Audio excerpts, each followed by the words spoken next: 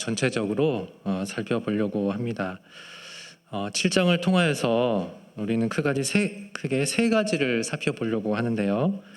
첫 번째는 우리는 율법의 권세로부터 해방이 되었다는 것이고요. 두 번째는요, 율법과 죄와의 관계. 그리고 세 번째는요, 죄의 지배 아래 있는 자에 대한 탄식의 모습에 대해서 세 가지로 살펴보려고 합니다. 그래서 첫 번째, 우리는 율법의 권세로부터 해방이 되었다는 것입니다. 먼저 율법에 관한 이야기를 좀 하려고 하는데요. 들어가기 앞서서 여러분에게 질문을 하나 해보려고 합니다. 예전에 방영했던 어르신들을 대상으로 한 TV 퀴즈 프로그램인데요. 아마 여러분도 좀 기억이 좀 나실 겁니다. 어르신 부부가 나오셔서 어떤 단어에 대해서 서로 이렇게 물어보고 맞추는 그런 퀴즈인데요. 이번에도 어떤 어르신 부부가 나오셔서 퀴즈를 푸시는 겁니다. 제시어는 천생연분입니다. 그래서 할아버지가 이제 할머니에게 천생연분을 설명을 해야 되는데요. 이렇게 설명을 하시는 겁니다. 여보, 우리 같은 사이를 뭐라고 하지? 네. 할아버지는 이제 천생연분이겠구나 이렇게 기대를 하고 있었던 것이죠. 그런데 할머님이 이렇게 대답하는 겁니다. 왼수 이렇게 하는 거예요. 당황한 할아버지가 손가락 넷을 펴보면서 이렇게 질문하는 거예요. 아니, 네 글자. 네. 그러자 할머님이 뭐라고 했을까가 질문입니다. 뭐라고 하셨을까요? 네. 평생 왼수 이렇게 얘기했다는 거죠. 이 평생 왼수 참 의미심장한 말이죠. 그리고 이 단어에 정말 많은 그런 이야기들이 있을 것 같습니다. 오늘 첫 번째로 살펴볼 율법에 대해서 7장 1절부터 6절까지가 나오는데요. 이 혼인 관계에 대해 비유로 이렇게 율법을 설명하고 있습니다. 우리 율법을 어떻게 설명하고 있는지, 어떻게 혼인 관계 비유로 어떻게 설명하고 있는지 한번 살펴보려고 하는데요. 먼저 1절과 2절 제가 한번 읽어보겠습니다. 형제들아, 내가 법 아는 자들에게 말하노니 너희는 그 법이 사람이 살 동안만 그를 주관하는 줄 알지 못하느냐. 2절입니다. 남편 있는 여인이 그 남편 생전에는 법으로 그에게 매인 바 되나 만일 그 남편이 죽으면 남편의 법에서 벗어나느니라 이렇게 말씀합니다. 여기 어떤 단어가 많이 나오죠? 법이라는 단어가 많이 나오죠. 우리 저번 시간에 그리스도께서 십자가의 죽으심으로 우리는 죄의 세력에서 해방이 되었음을 우리가 살펴보았습니다. 오늘 본문 1절부터 나오는 이 율법, 이 법도 마찬가지입니다. 법도 그리스도를 통해서, 그리스도의 죽음을 통해서 해방되었음을 이렇게 말씀해 주고 있습니다. 이러한 율법으로부터의 해방을 이 혼인관계의 비유로 해서 바울은 알기 쉽게 우리에게 설명을 해주고 있는 것입니다. 여러분 2절을 보시면요. 남편 있는 여인이 그 남편 생전에 살아있을 때 법으로 그에게 매인 바 되나 이렇게 말씀합니다. 남편이 있는 여인 입장에서 결혼이라는 법적인 테두리 안에 있게 되는 것입니다. 그래서 지금은 많이 좋아졌지만 옛날에는 그 법이 참으로 엄격했습니다. 남편이 아무리 밖에 나가서 다른 여자를 만나고 도박하고 폭력해도 꾹 참아야 되는 것이죠. 그래서 아까 퀴즈 프로그램에서 할머니가 그때는 말을 못했지만 지금에서야 본인의 마음을 표현했을 거라고 생각을 해봅니다. 한마디로 할머니 입장에서는 그렇게 밖에 도는 남편이 왼수이고 평생 왼수였던 것입니다. 그런데 다시 본문으로 돌아가시면요. 2절 보시면 그에게 매인 바 되나 만일 이렇게 말씀합니다. 만약에 그 남편이 죽으면 남편의 법에서 벗어나느니라 이렇게 말씀을 하고 있죠. 그 남편이 죽으면 어떻게 된다고 말씀합니까? 남편이 죽으면 남편의 법에서 벗어난다. 그렇죠? 죽으면 벗어난다 이렇게 말씀합니다. 벗어난다라는 그 헬라 원어를 살펴보면요, 무효로 한다, 패하다, 면제되다라는 그런 뜻을 가지고 있습니다. 이 벗어난다, 즉 아내에게 있는 모든 법적인 것들이 폐지되고 면제가 된다라는 뜻입니다. 이어서 계속 보시면요, 3절 말씀입니다. 3절 말씀에 제가 읽어보겠습니다. 그러므로 만일 그 남편 생전에 다른 남자에게 가면 음녀라. 그러나 만일 남편이 죽으면 그 법에서 자유롭게 되나니 다른 남자에게 갈지라도 음녀가 되지 아니하느니라. 이렇게 말씀합니다. 여러분 3절을 보시면요, 그러므로 만일 그 남편 생전에 다른 남자에게 가면 음녀라. 그렇습니다. 아내 입장에서 남편이 살아있을 때 다른 남자에게 가면 도덕적, 법적 처벌을 받게 되는 것이죠. 그러나 만일 남편이 죽으면 어떻게 된다고 말씀합니까?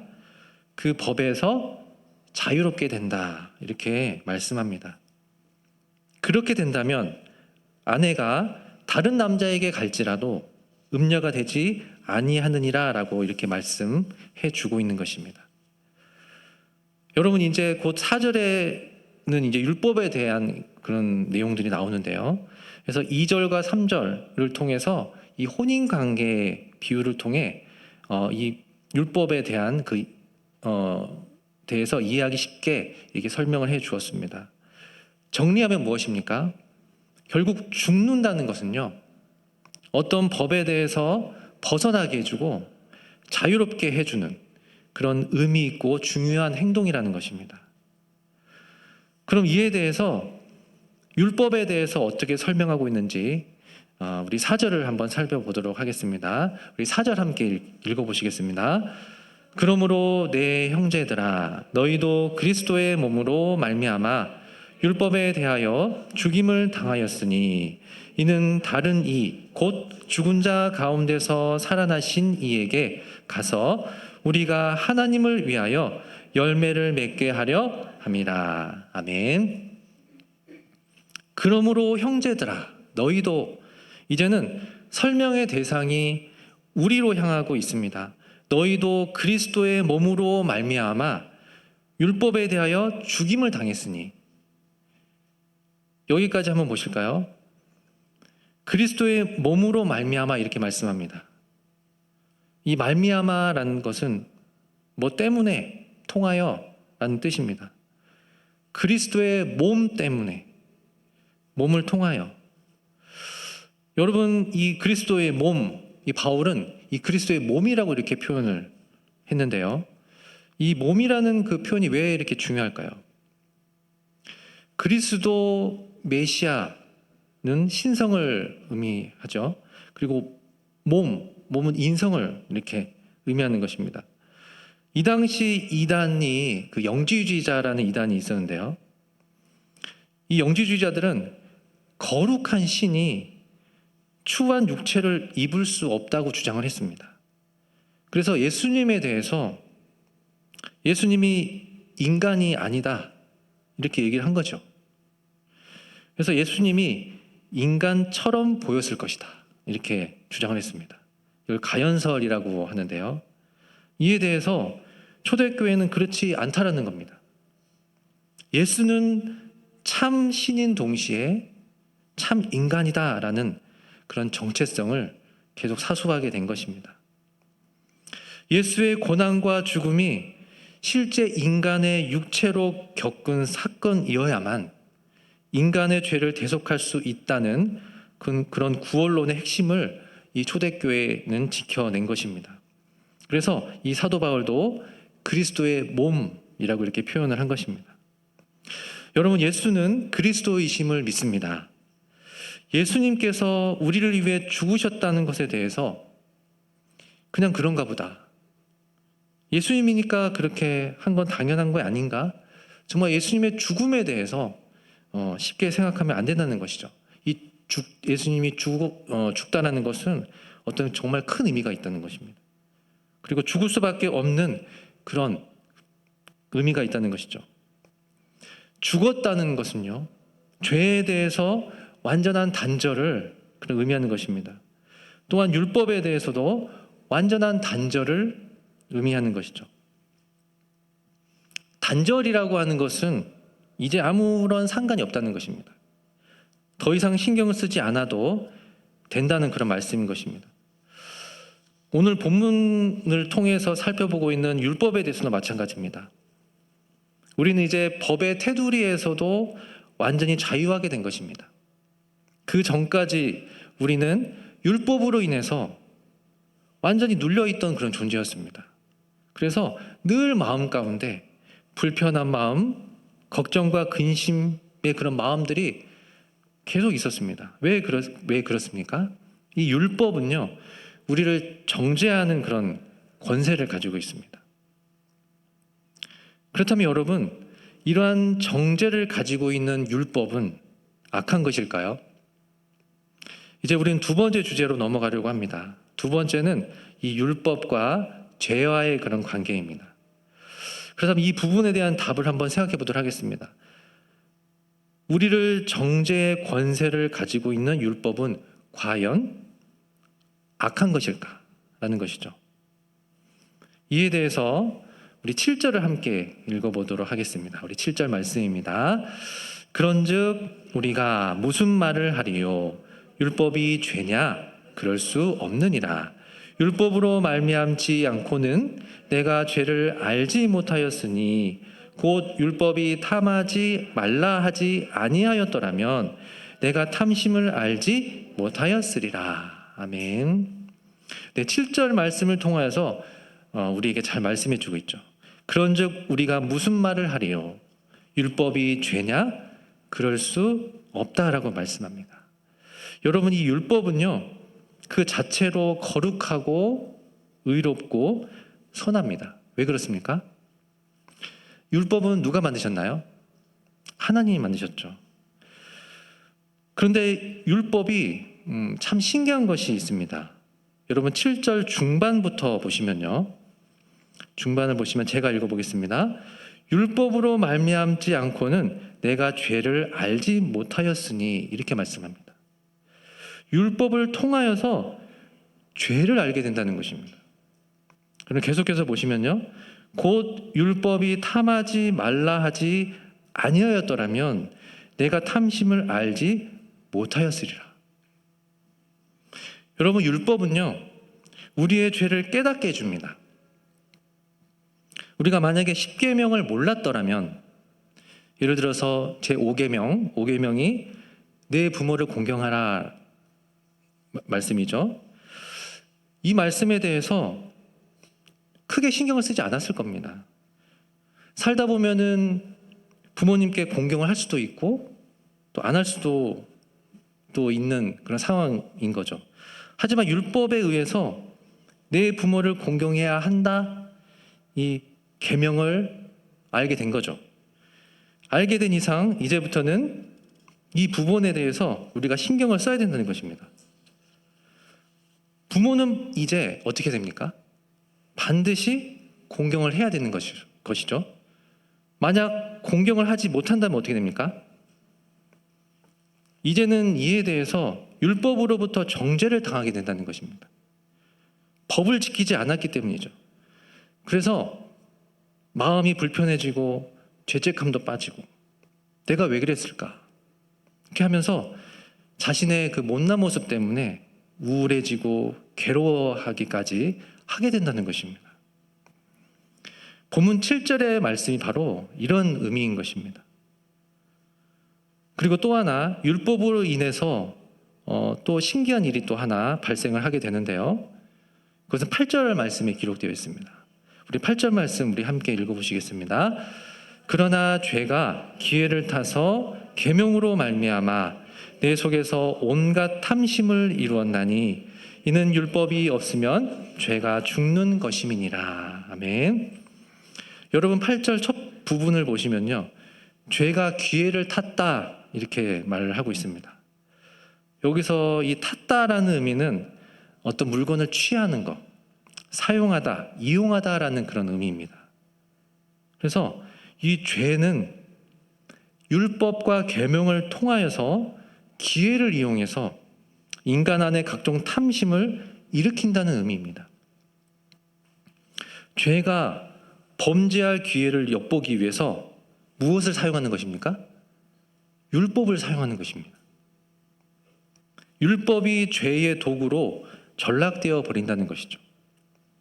그렇다고 율법이 죄입니까? 그렇지는 않죠. 여러분 12절을 보시면요, 율법에 대해서 이렇게 말씀을 합니다. 이로 보건대 율법은 거룩하고 계명도 거룩하고 의로우며 선하도다 이렇게 말씀합니다. 율법은 거룩한 것입니다. 그렇지만 무엇이 문제입니까? 율법은 완전하지만 그것을 이루지 못하는 우리 자신이 문제인 것이죠. 죄는 이것을 이용하고 노리는 것입니다. 공격을 하는 것입니다. 이와 관련해서 여러분 11절 말씀을 보시면요, 죄가 기회를 타서 계명으로 말미암아 나를 속이고 그것으로 나를 죽였는지라 이렇게 말씀합니다. 여러분 이 11절을 보니까 여러분 어떠한 이야기가 좀 떠오르십니까?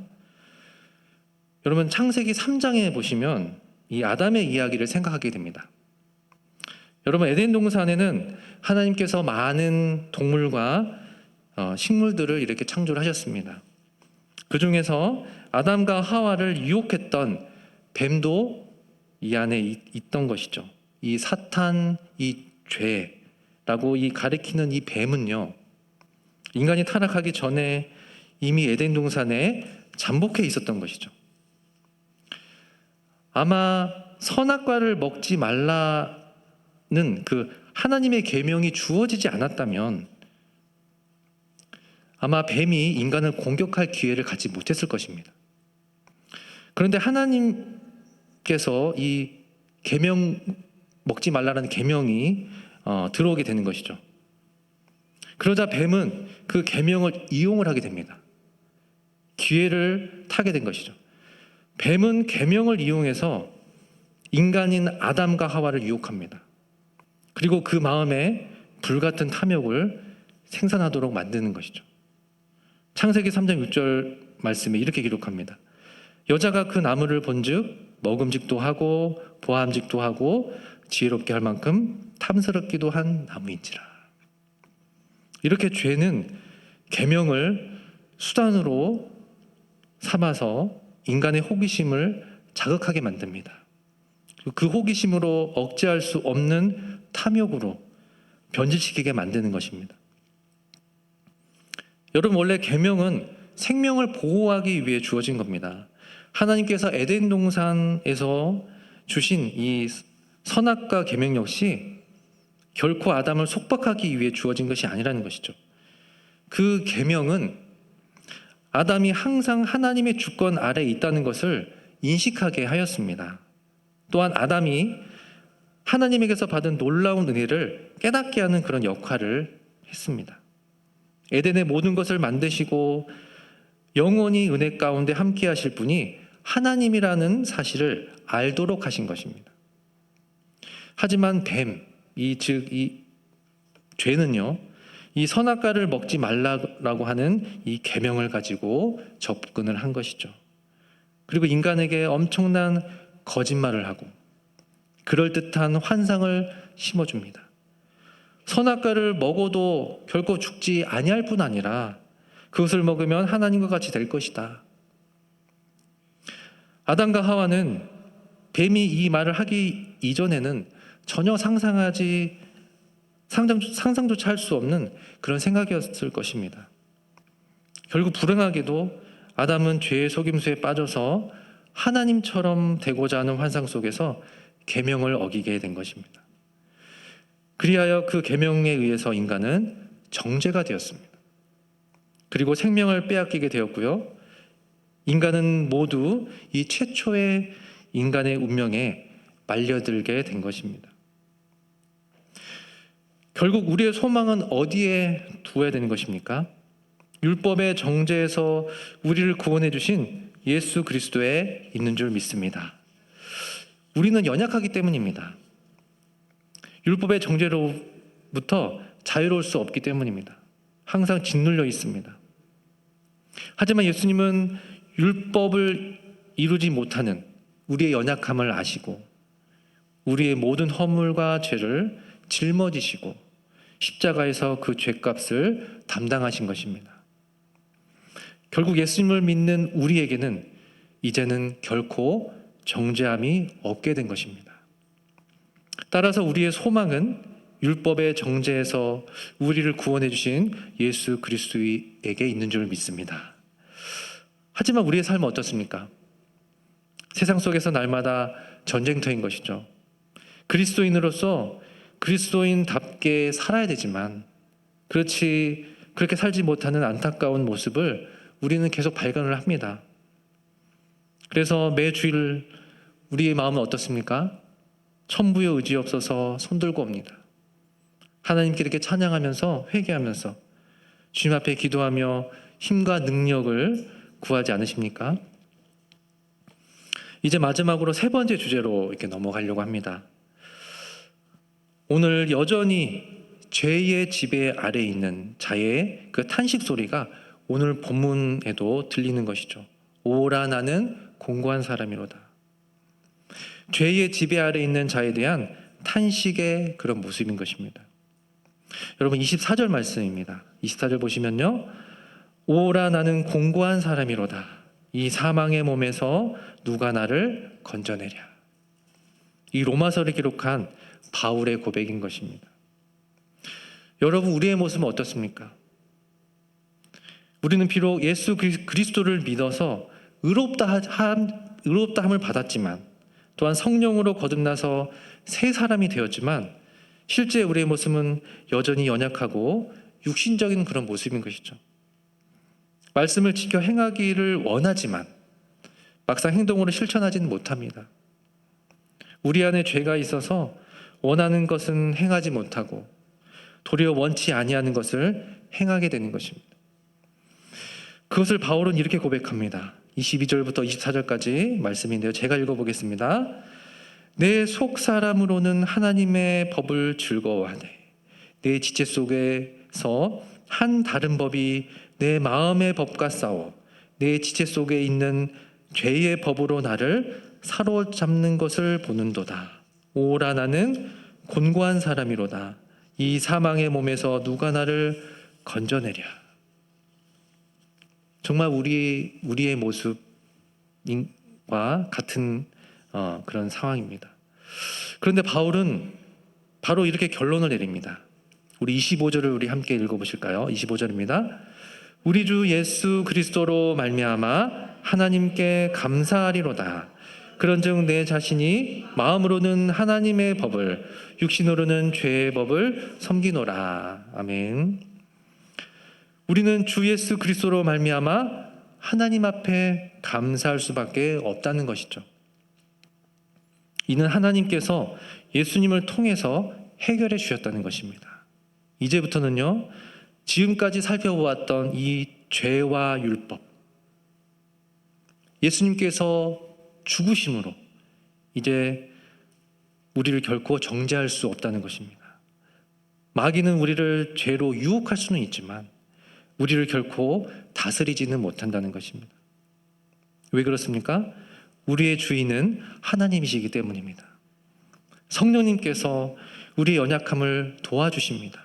우리를 지켜주시고 보호하여 주십니다. 우리는 예수 그리스도로 인하여 죄와 율법에서 자유함을 얻었습니다. 우리는 이제 기쁨과 감사함으로 살아갈 수 있게 된 것입니다. 이 시간 함께 말씀을 생각하시면서 우리 기도했으면 좋겠는데요. 우리 이렇게 기도했으면 좋겠습니다. 하나님, 우리 주 예수 그리스도로 말미암아 늘 하나님께 감사하게 하여 주시옵소서.